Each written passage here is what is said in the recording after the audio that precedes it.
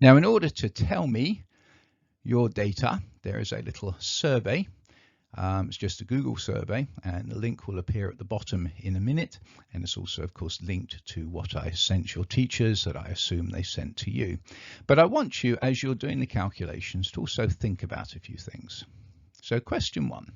Step 4, part 1, we heated the solution gently to about 80 degrees Celsius.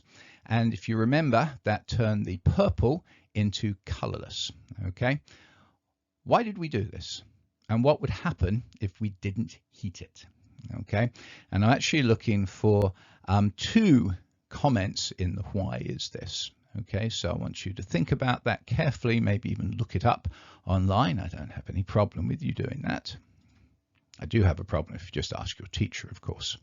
And calculate the concentration of the potassium permanganate solution. So this was using the data, the 7 bits of data I gave you from part 1 to get the concentration of potassium permanganate.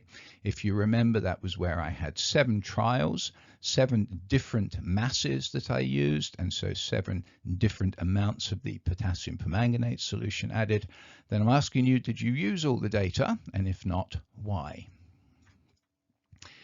Then part 1, I measured out the 10 cubic centimeters, 50 cubic centimeters using measuring cylinders. Part 2, I used the pipette to get 10 cubic centimeters of the unknown oxalate solution. So what's the difference between using a measuring cylinder and pipette, and why did I use different glassware? And I'm looking for a reasonable sort of probably 40 to 50 word discussion about that. And then finally, calculate the concentration of the unknown oxalate solution. Did you use all those data? Now, these are the data for part 2. Again, 7 trials, but in each one of those 7 trials, I started with 10.0 cubic centimeters of the unknown oxalate solution. So do those calculations. Did I use all the data? Did you use all the data? And if not, why? And then once you've got all your answers, here is a little Google survey. You will have to identify your school. You'll have to identify your names. If you would rather not put your names into this Google survey, that's fine.